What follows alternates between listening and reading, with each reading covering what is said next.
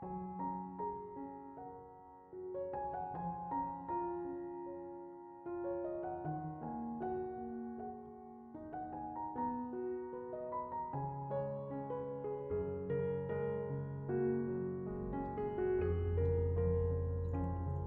Ibu, saudara-saudari, adik-adik kaum muda yang terkasih, Shalom. Berkah dalam, piye kabare. Kasih Tuhan selalu menyertai perjuangan hidupmu. Hari ini gereja seluruh dunia merayakan peringatan wajib Santo Antonius Abbas. Mari kita siapkan hati kita untuk kembali mendengarkan firman Tuhan.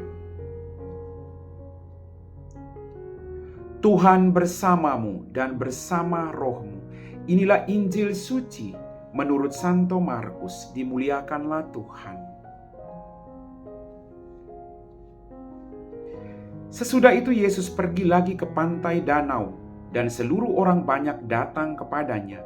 Lalu ia mengajar mereka.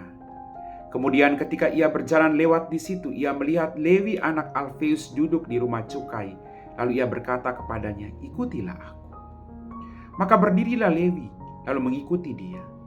Kemudian ketika Yesus makan di rumah orang itu, banyak pemungut cukai dan orang berdosa makan bersama-sama dengan dia dan murid-muridnya, sebab banyak orang yang mengikuti dia. Pada waktu itu ahli-ahli Taurat dari golongan Farisi melihat bahwa ia makan dengan pemungut cukai dan orang berdosa. Berkatalah mereka kepada murid-muridnya, "Mengapa ia makan bersama-sama dengan pemungut cukai dan orang berdosa?" Yesus mendengar dan berkata kepada mereka, "Bukan orang sehat yang memerlukan tabib, tapi orang sakit. Aku datang bukan untuk memanggil orang benar, melainkan orang berdosa." Demikianlah sabda Tuhan.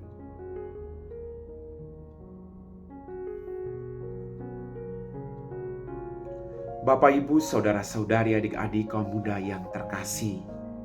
Setelah mendengarkan bacaan Injil pada hari ini, ada satu pertanyaan yang muncul. Bagaimana sikapku ketika berhadapan dengan orang berdosa? Atau orang yang dianggap berdosa lah. Apakah saya merangkul mereka, membawa mereka kepada Tuhan? Atau aku justru semakin menjudge mereka? Kita patut belajar dari bacaan Injil hari ini. Yesus tidak menjudge siapapun. Dia datang untuk memanggil orang berdosa agar mereka bertobat. Maka dia memanggil Lewi di rumah cukai tadi. Dan puji Tuhan, ketika Yesus menyapa dengan penuh kasih, si Lewi pergi mengikuti dia. Yesus mengatakan, "Mari ikutilah aku." Bapak, Ibu, orang berdosa juga punya hak yang sama seperti kita.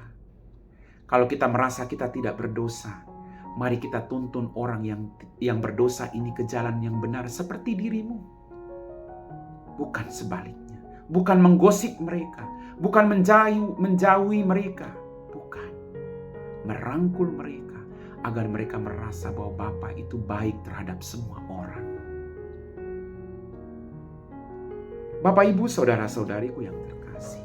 Setelah memanggil, Yesus makan dengan orang berdosa. Kenapa? Yesus ingin agar tidak ada satu anak ini hilang. Semua harus diselamatkan. Maka mari kita berjuang untuk bawa semakin banyak orang berdosa dalam doa kita.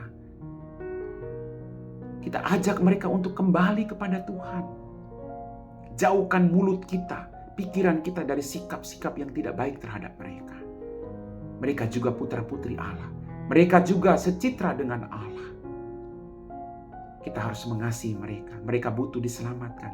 Orang sakit butuh dokter. Kalau kita sehat, mari kita bawa mereka juga untuk sehat. Amin.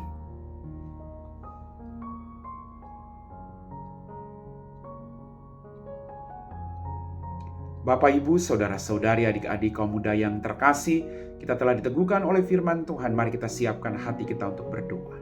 Dalam nama Bapa dan Putra dan Roh Kudus. Amin. Tuhan, terima kasih untuk berkat-Mu. Ampuni dosa dan kesalahan kami.